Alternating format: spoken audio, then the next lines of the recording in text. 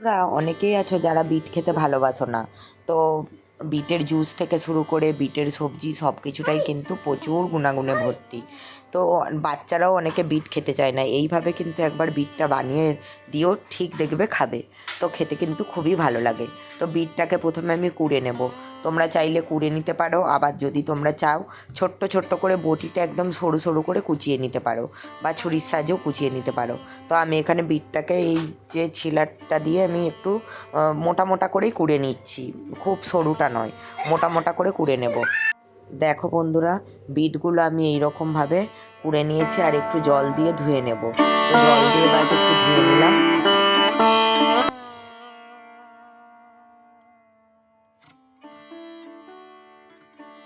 এইবার সরাসরি আমি রান্নায় চলে যাব। এখানে একটা কড়াই বসিয়ে নিয়েছি।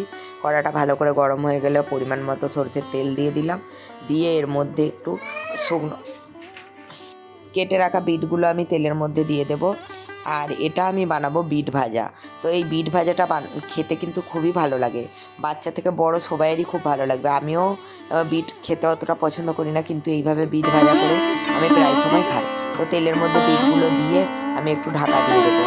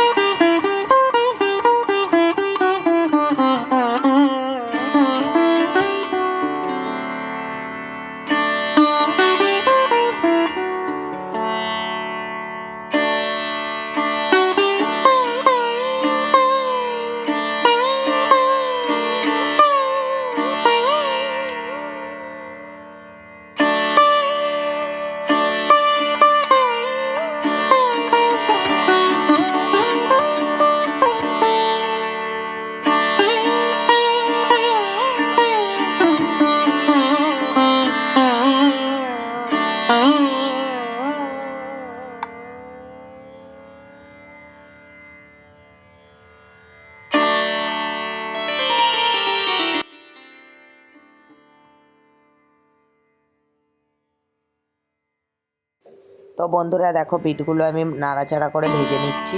একটু ঢাকা দিয়ে দিয়েছিলাম, ঢাকনাটা খুলে একটু দেখে নিলাম। এটা বেশিক্ষণ সেদ্ধ হতে লাগবে না, যেহেতু একদম পাতলা পাতলা সরু সরু করে কাটা।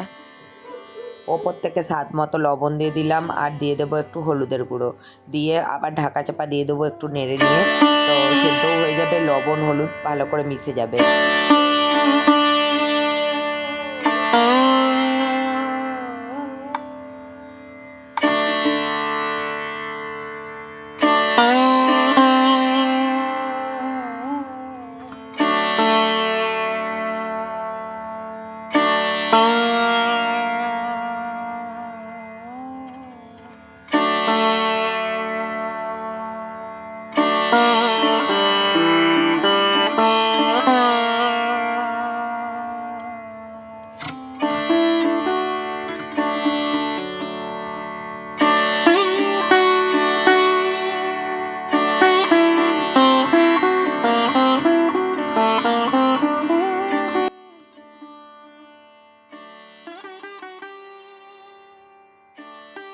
দেখো অনেকটাই বিটটা কমে গেছে, ভাজা ভাজা হয়ে কমে গেছে।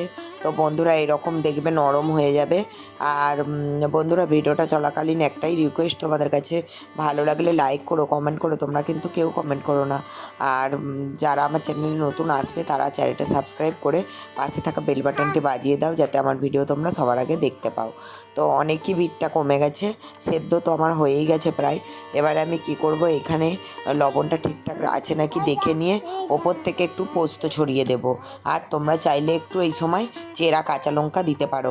আমি এখানে চেরা কাঁচা লঙ্কাটা দিলাম না, যেহেতু বাচ্চারা খাবে, তাই আমি কাঁচা লঙ্কাটা অ্যাভয়েড করলাম। তো তোমরা এখানে দিতে পারো।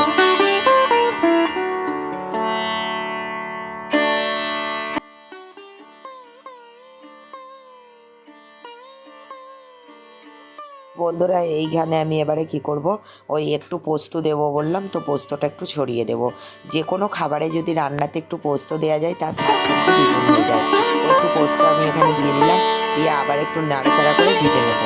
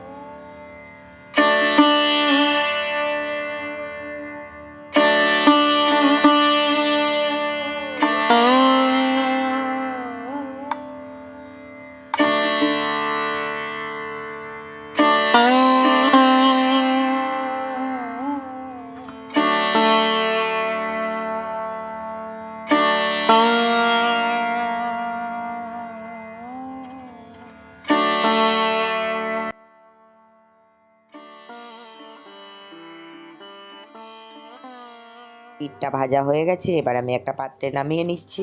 তো চলো বন্ধুরা, আবারও আসবো নতুন একটা ভিডিও নিয়ে। ততক্ষণ তোমরা ভালো থেকো, সুস্থ থেকো আর সাবধানে থেকো। তো চলো বন্ধুরা, টাটা। আর এটা ভাত বা রুটি সবার সাথেই কিন্তু খেতে ভালো লাগে।